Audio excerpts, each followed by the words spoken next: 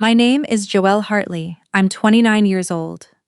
When I was 24, my father stood at the podium at my sister's law school graduation dinner and told the table of 12 people, family, professors, my sister's boyfriend, we always said one of our girls got the brains and one got the looks. Tonight confirms which one got which. He laughed. My sister laughed. Her boyfriend laughed. I was sitting at the far end of the table, next to someone's coat, and I felt the blood drain out of my face so fast the room tilted. I set down my fork. I folded my napkin. I stood up and walked out of that private dining room at the University Club of Chicago. And I didn't stop walking until I was outside on the sidewalk in November air without my jacket. I didn't go back for that jacket. I didn't go back for 4 years. Then, 7 weeks ago, my cousin sent me a text from a number I didn't recognize. Something happened to your sister. She's asking for you. They didn't say what. They didn't need to explain because I already knew, somewhere under all the scar tissue, that the family I'd left would eventually find a way to pull me back. What they didn't know was that I'd spent those 4 years becoming someone no dinner table could shrink. They didn't know about my apartment in Portland, my design firm, the clients I'd built from nothing, my therapist, my actual life. They definitely didn't know that the sister they'd spent 30 years polishing into something brilliant had quietly come apart at the seams, in a way that none of their careful management could fix. This is what happened when the golden daughter stopped performing, and the backup child became the only one who could reach her. Let me take you back. The Hartley family. 4 Clearbrook Lane, Naperville, Illinois. Colonial-style house with white shutters. My mother's hydrangeas along the front walk, trimmed every summer. My father, a corporate attorney. My mother, a high school English department chair. 2 daughters. From the street, the kind of family that gets Christmas cards right on time. From the inside, a ranking system with a single winner. My sister Vivica was born in 1989. I came along in 1995. 6 years and an entirely different universe of treatment. Vivica graduated first in her class from New Trier High School. I graduated with a 3-1 and a part-time job at a coffee shop I'd gotten because I needed somewhere to be that wasn't home. Vivica was accepted to Northwestern on early decision. I applied to in schools alone at the kitchen table on a laptop I'd bought with 2 summers' worth of babysitting money because ours had a broken hinge, and my parents had bought a new one for Vivica before I asked.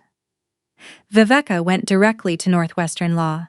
I went to the University of Illinois at Chicago, changed my major twice, and landed on graphic design, which my mother described once at a dinner party as creative, in vocational kind of way. But the worst part was never the achievements. It was the texture of ordinary days. Every Sunday dinner. Same seats, same arrangement. Vesica to my father's right, the seat nearest to where he set his glass and reached for the bread. Me at the far end of the table, near the pass-through to the kitchen, close enough to be handed things, too far to be heard when the conversation got good. My father asked Vivica about her moot court competition. He asked about her study group, her professors, the law review submission she was working on. Then, he'd turn to me the way you turn to a window. Not to look at anything in particular, just because it was there. How's school going, Joelle? The question wasn't interested. It was obligatory, like saying, drive safe to someone you don't actually care. Arrives. I started keeping track when I was 16. I needed something concrete to hold on to, something that couldn't be argued with. How many times my father said Vivica's name at Sunday dinner versus mine? 14-2, average, over 4 months of counting. How many times my mother said not now when I tried to tell her something that mattered to me? 29. How many times she redirected a conversation I'd started towards something Vivica had done or was doing? 21. I kept it in a notes app on my phone, locked behind a password, because I knew if anyone found it, they wouldn't see proof. They'd see a problem with me. The law school graduation dinner told the whole story without needing a single number. Viveka graduated from Northwestern Law in May 2019. Cum laude. My parents had taken her and her boyfriend to dinner in the city every time she passed a milestone. The end of first year. Law review acceptance, the bar prep course they paid for. For the graduation itself, my father had reserved the private dining room at the university club. 12 people. My parents, Viveka, her boyfriend Harrison, 2 of her law school friends, their partners, a professor who'd mentored her, and me. I'd driven in from Chicago, where I was working my second year out of college as a junior designer at a small agency, making $41,000 and living with 2 roommates in Wicker Park. I wore a green dress I'd had since college. I did my own hair. The dinner was $280 per person, a number I knew because my mother had mentioned it approvingly, the way she mentioned things that signaled how seriously the family took Viveka's accomplishments.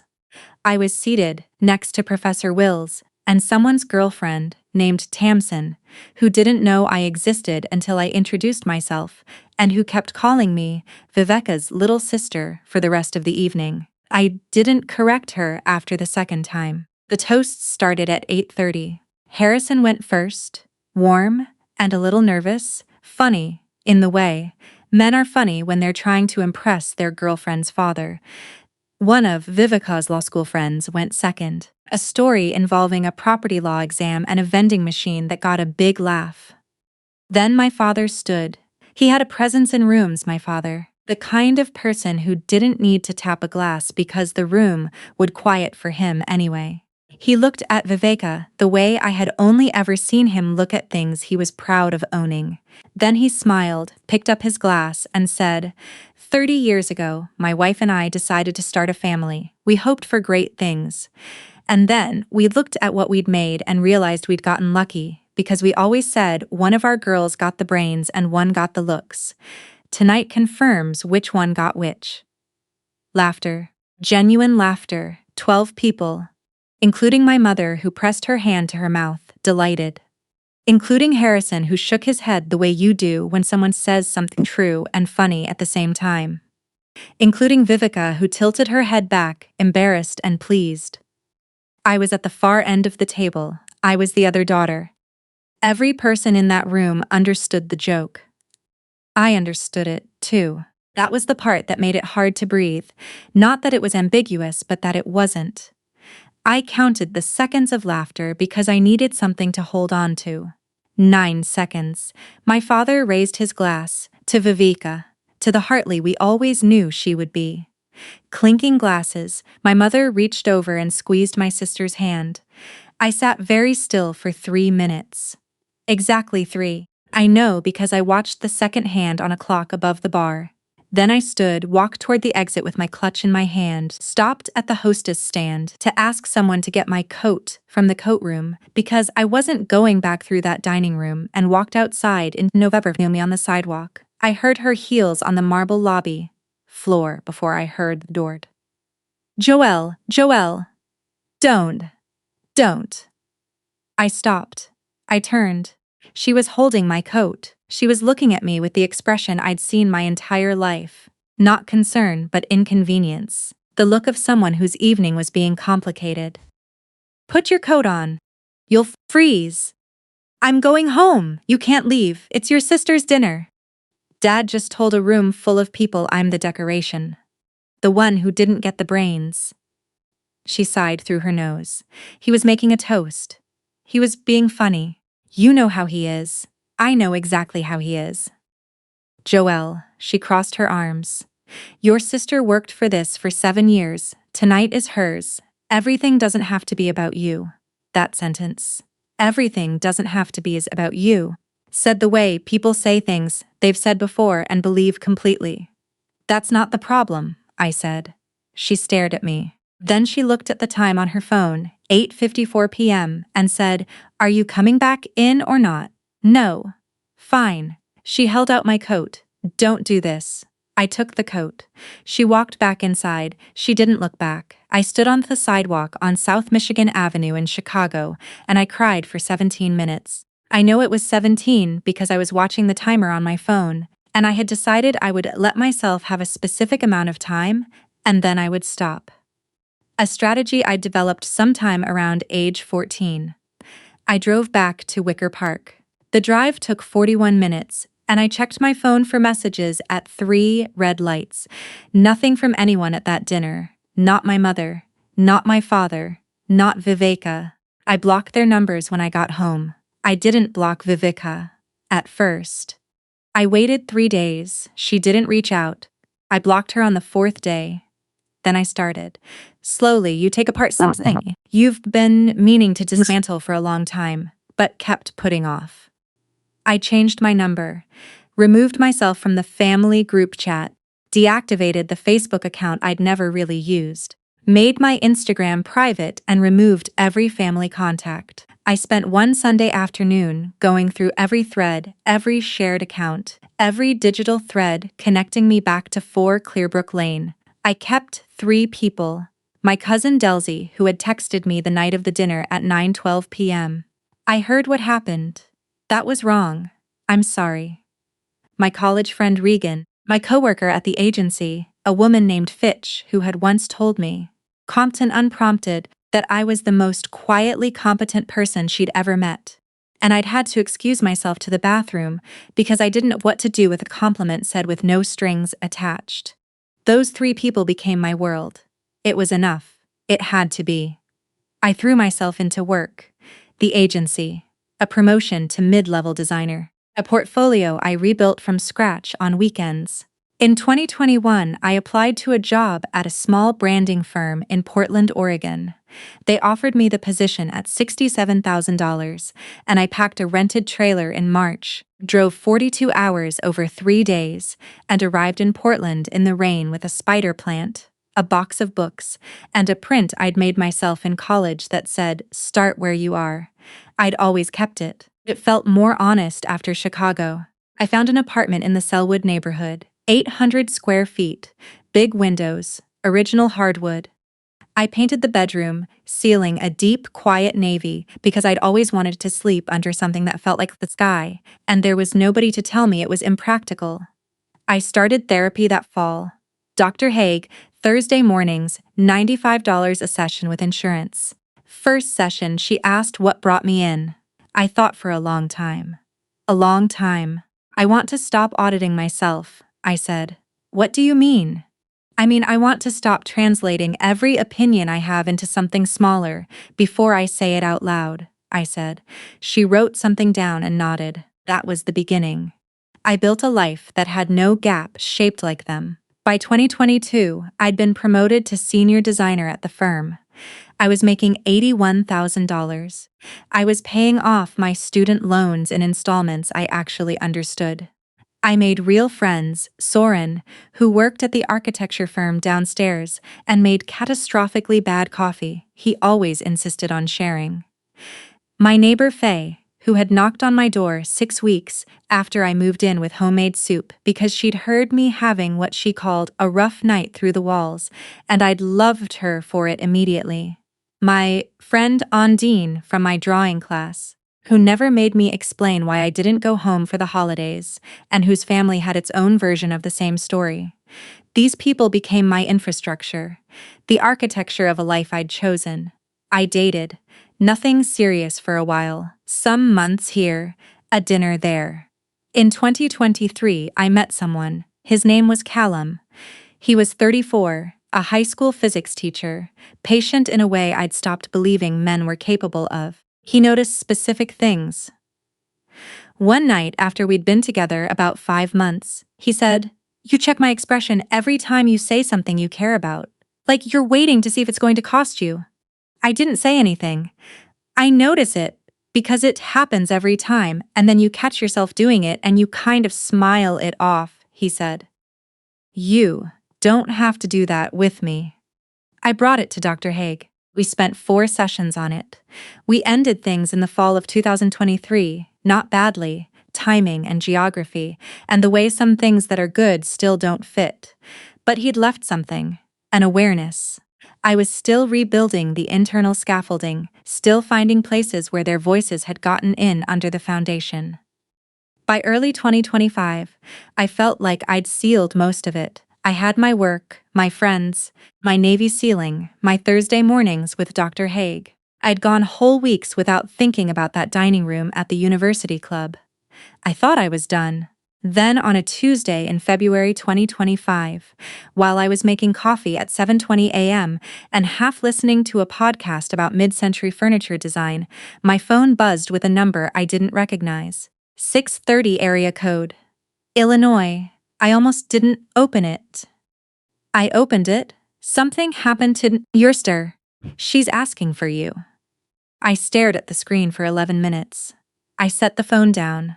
I finished making my coffee. I drank half of it, standing at the kitchen window looking at the street. Then I picked up the phone and typed, "Who is this?" The response came in under a minute. "It's Delzy. I'm sorry, I didn't know another way to reach you. Joelle, it's bad." I called her. Viveka had been practicing family law at a mid-size firm in downtown Chicago since passing the bar in 2020. Junior partner track. Good cases. The kind of career our father had described to people at parties the way other people describe real estate, as investment, as proof of value. She'd married Harrison in 2021. They'd bought a condo in Lincoln Park. In January of this year, Harrison had filed for divorce. "It's not just the divorce," Delzy said carefully. She's not okay, Joelle. Like, not situationally not okay. Something's been wrong for a while. I asked her to be direct. She exhaled. She had what her doctor is calling a breakdown. She stopped going to work in December, just stopped. They put her on emergency leave. She told the firm she had a family emergency, which is how she got the leave approved. She's been in her condo alone since January. She's not eating.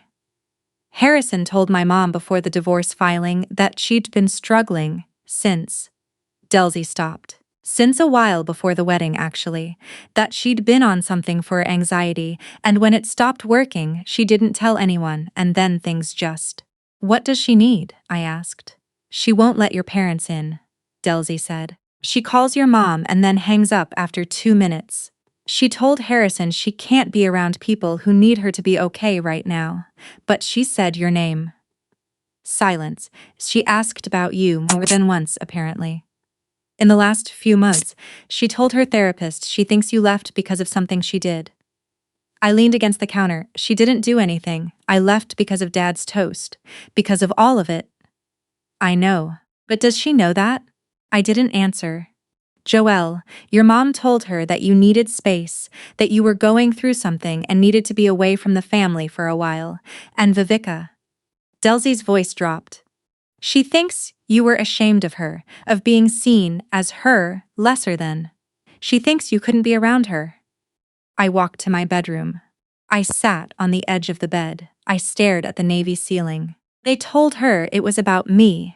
Yes, they made her think I was the one who couldn't handle it. "Joelle," she reached out. "About 8 months after you left, Viveka tried to call you. Your dad had her phone for a weekend, something about transferring data to a new phone, and your mom saw the call log and told him to remove your contact from it. They didn't want her to keep trying to reach you and not get an answer." I put the phone against my chest and held it there for 12 seconds. They had taken your contact out of her phone. She had tried, she had reached toward me, and they had made sure it didn't land. And then they had told her. The silence was mine. I called Dr. Haig's line. We talked for 55 minutes. She asked the question she always asked when I was standing at a crossroads. "What do you actually want to do? Not what you think you should do. What do you want?" I said, "I want to know if she's okay," she said. "Then you already have your answer. The question now is what it costs you and whether you're prepared to pay it." I already knew I was. 4 days later, I called my mother. The number I had for her was 4 years old. She answered on the second ring. Her voice was controlled, careful in that way that told me she'd rehearsed the exact right amount of nonchalance. "Joelle, I heard about Viveka." A pause. Then, "Who told you?" "Doesn't matter." "Tell me," was a maltman thing was followed was 15 minutes. She softened, she managed truth. She softened. She minimized through a transition and adjusting to some changes. I interrupted her twice. The second time I said, "Mom, has Vivia left her apartment in the last 3 weeks?" Silence. "Not that we know of." "Is she eating?" "We're sending groceries." "Is she seeing a professional?" Silence longer. "She saw someone briefly last fall. She's not currently." I pressed my eyes shut. Viveka is having a mental health crisis. That's not a transition. Sending groceries is not the same as getting her help. We're doing everything we. Did you tell Viveka that I left because I needed space? That the distance was my choice? The silence after that question had a different quality. Mom! We didn't want to burden her with family tension when she was in the middle of. You told her I was ashamed to be her sister. We did not use those words, but she understood that from what you did say. Nothing. And you removed my contact from her phone.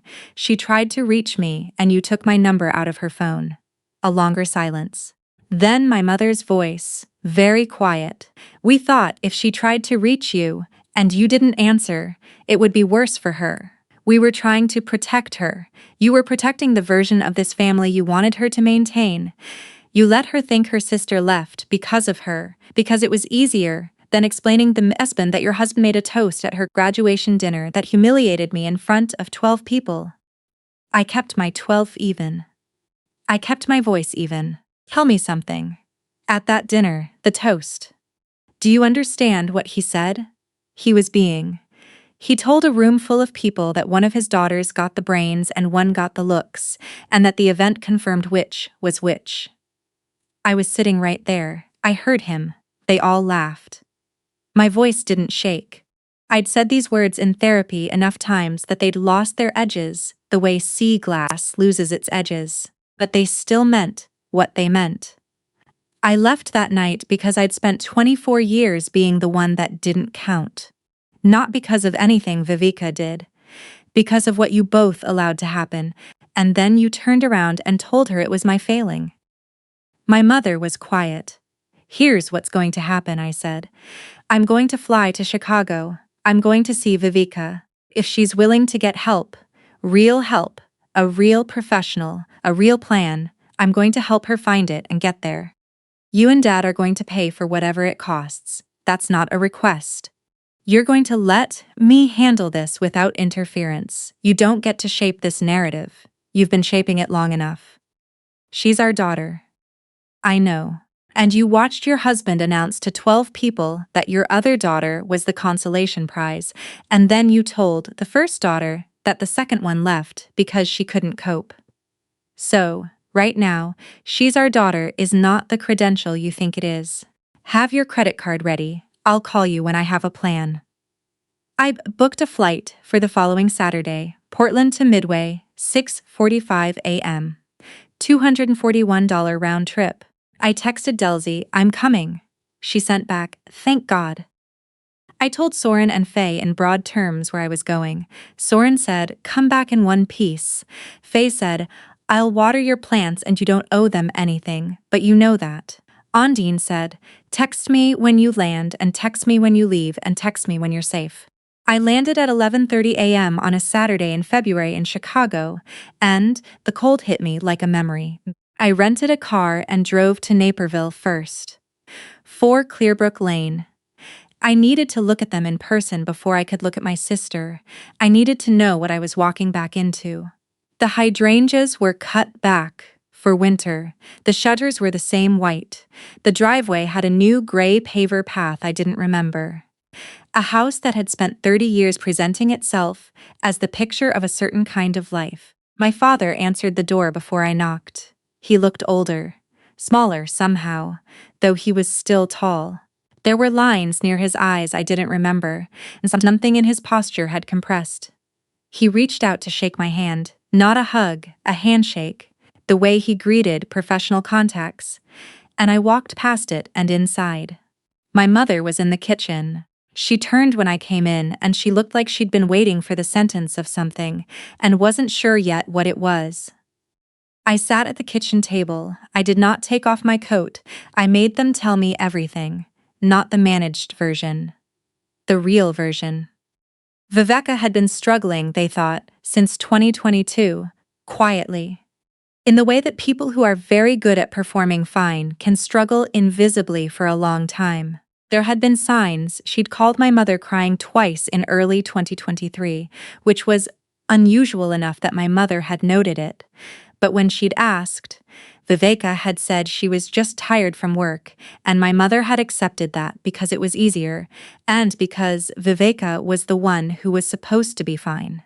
By October last year, Harrison, Einzet had been telling his parents privately that he was worried. By December, Viveka had stopped going to work. The firm knew only that there was a family emergency. My parents had been telling friends and extended family she was taking some time to regroup between positions. The way you put a flattering frame on something you can't explain without losing the narrative. You knew for over a year, I said. We were trying to handle it within the family, my mother said. You were handling the story. Viveka got worse while you were managing what other people thought, same as you've always done. My father looked at the table. My mother folded her hands in front of her. I need to say something, I said, and I need you to not interrupt or defend it. Just hear it. They were quiet. At Viveka's graduation dinner, the toast, one daughter got the brains, one got the looks. Tonight confirms which got which. That's what you said. I looked at my father. I was sitting at the end of that table and I heard my father tell 12 people, including people I didn't know, including people whose opinion of me was being formed in that room, that I was the decoration, the one who hadn't amounted to anything worth naming. I left that night, not because I couldn't handle Viveka's success, not because I was ashamed, because I had been treated as secondary every day of my childhood, and that toast was the only time anyone said it into a microphone. My father was looking at the floor. You told my sister it was about me. You let her spend 4 years thinking her sister left because of some failure in herself. You took my number out of her phone when she tried to reach me, and then you managed her crisis the same way you've managed every uncomfortable truth in this family. You made it presentable, and hoped it would resolve on its own. It didn't. She's alone in a condo in Lincoln Park and she's not okay. My mother was crying quietly into the back of her hand. My father sat very still with the expression of a man receiving a verdict. I'm not here for an apology, I said. I'm not here because I've forgiven you. I'm here for Viveka, and when she's stable, I'll make my own decisions about what comes next. But today, you need to understand what you actually did, not the version you tell yourselves, the real one. I stood. I'm going to see her now. I left them in that kitchen with its clean counters and its family photo calendar on the wall. 12 months of Viveka's milestones, not a single image of me, and I drove 43 minutes to Lincoln Park. The building was a new rise. Good address, glass and brick. Her unit was 7B. I pressed the intercom from the lobby. Nothing. I pressed again. A long pause, then her voice thin in a way that had nothing to do with the speaker quality. What? It's Joelle. 8 seconds of silence. Exactly 8. That's not, how did you get this address? Delzy, Viveka, buzz me in. The door clicked. The elevator was slow. The hallway smelled like takeout and carpet cleaner. I knocked on 7B. A pause. Footsteps. The door opened about 4 inches, chain still on, and I saw her. Viveka had always been put together in the way of people who have been praised for their presentation since childhood. Hair always right, clothes always considered. She'd inherited our father's ease in rooms, that quality of looking like she belonged wherever she was. What I saw in that 4-inch gap looked like someone had taken my sister and turned down the contrast on everything. Hair unwashed, pulled back. A sweatshirt I recognized from college. Skin that looked like it hadn't seen full light in weeks. Eyes that were present but depleted, like a phone at 6% battery that still technically functions. You look different, she said. So do you. Let me in. The chain slid. The door opened. The apartment had good bones.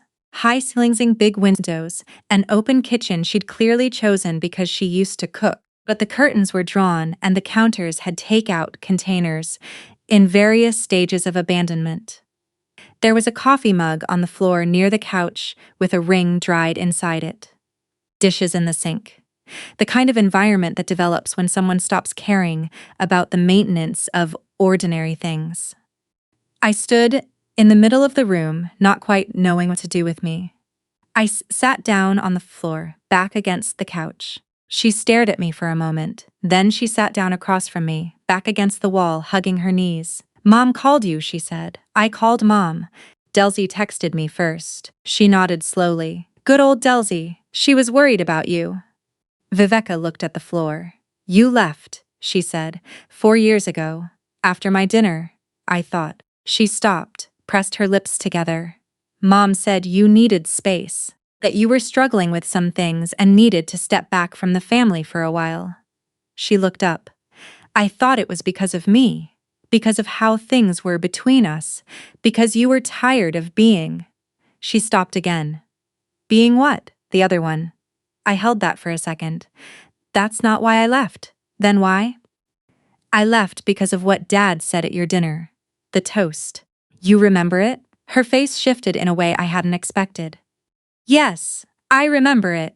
He said it into a microphone in front of 12 people, and everyone laughed. "Including you." "I know." Her voice was very quiet. "I laughed because I didn't know what else to do. I'd spent." She stopped. Exhaled slowly. "Joelle, I've spent my entire life being the one they had expectations of. Do you understand what that's like? It's not." She pressed her fingers to her forehead. "It's not a gift. You think I didn't know what was happening at those dinner tables? You think I didn't see it? I saw it, and I didn't know how to be anything other than what they'd already decided I was." I thought about the counting, my notes app with its careful tallies. I thought about how we'd both been keeping track, just from opposite ends of the same room. "I tried to call you," she said. "About 3 months after the dinner. I kept thinking I should say something, that what happened was wrong and I should have said something in the room and I didn't. I called your number and it said it was disconnected. I changed it," I said. "I blocked Mom and Dad first, and then I blocked you because you didn't reach out that night and I thought." I stopped. I started again. "I blocked you before you tried, and they had already taken my contact out of your phone when you tried the second time." She looked at me. "They did what?" "Dad had your phone for a weekend.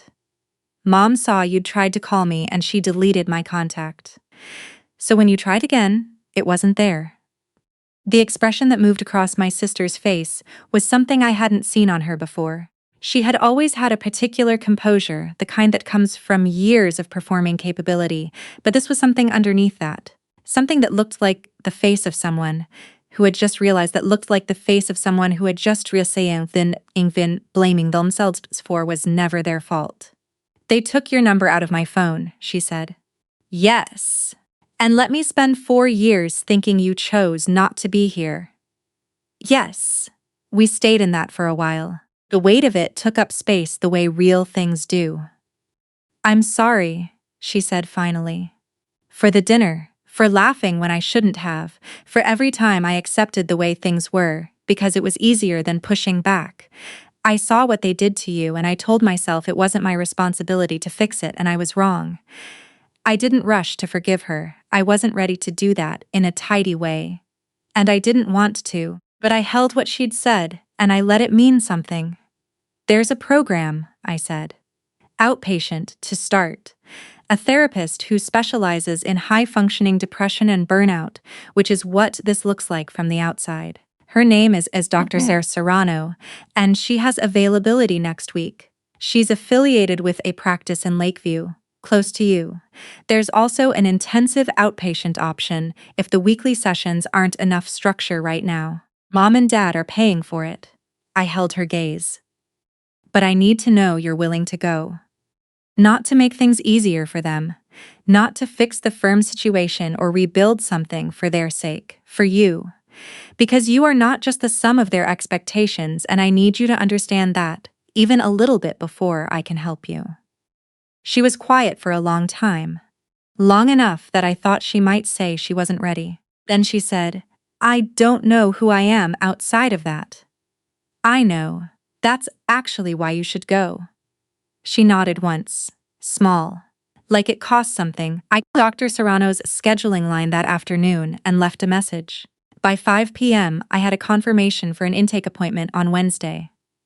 I drove Viveka to our parents' house that evening because she needed a few things. Some clothes she'd left there, a book she wanted. I stood in the entryway while our parents watched her move through the house, trying to make themselves useful.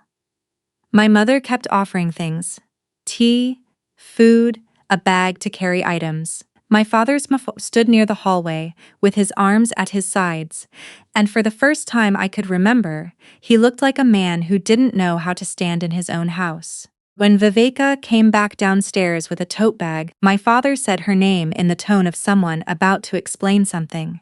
She looked at him. "Not today, Dad." She said it simply, without anger, just as a statement of fact. He closed his mouth. I drove her back to Lincoln Park. She didn't want to stay with them, and I wasn't offering my space. We got soup from a place near her building, brought it back, sat on her floor, and ate from paper cups while she told me about the last 2 years, the slow erasure of self. The way she'd noticed it starting, like losing your footing on a slope you thought was level.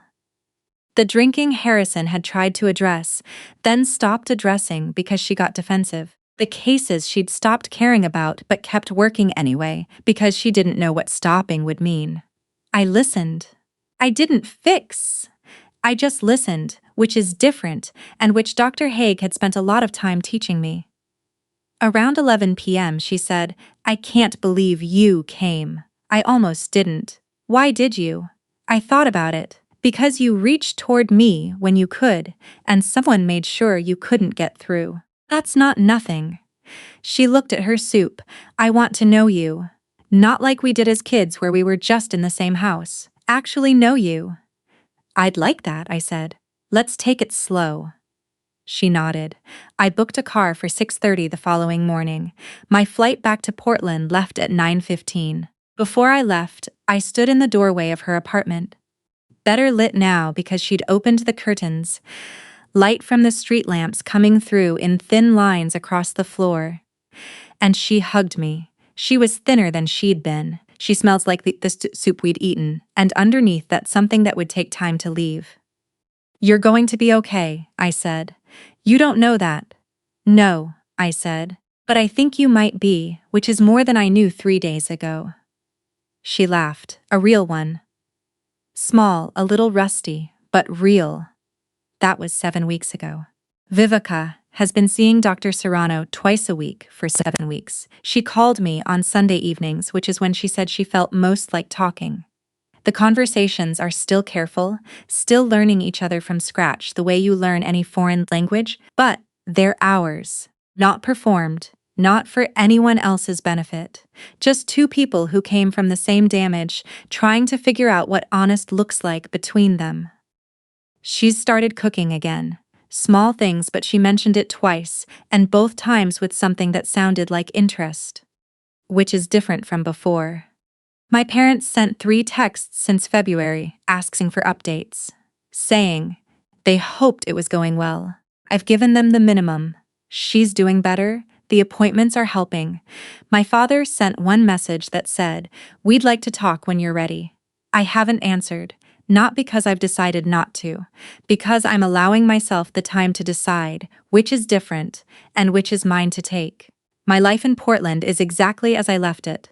The Navy ceiling, Soren's bad coffee, Faye's Thursday dinners, Onden's texts. My Thursday mornings with Dr. Haig, who asked me 2 weeks ago, "What did you find out about yourself when you went back?" I sat with the question for a long time.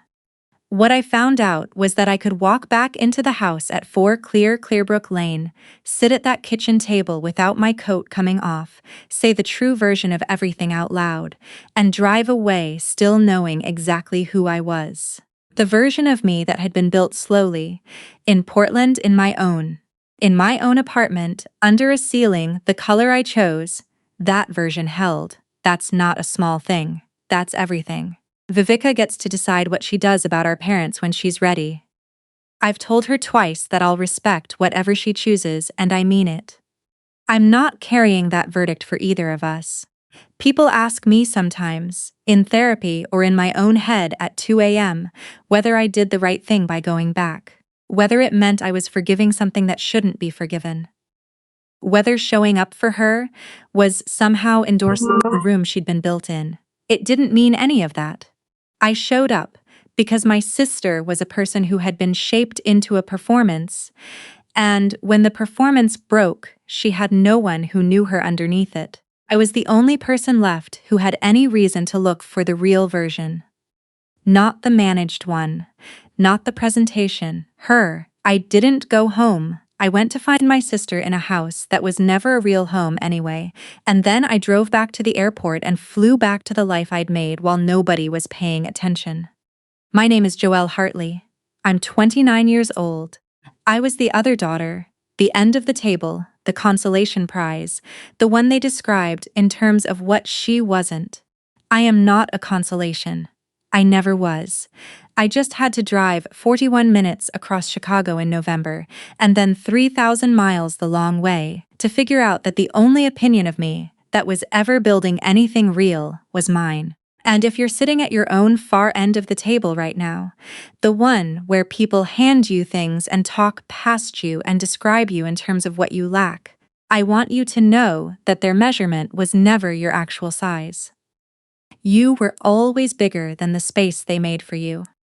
It just took leaving to find out how much.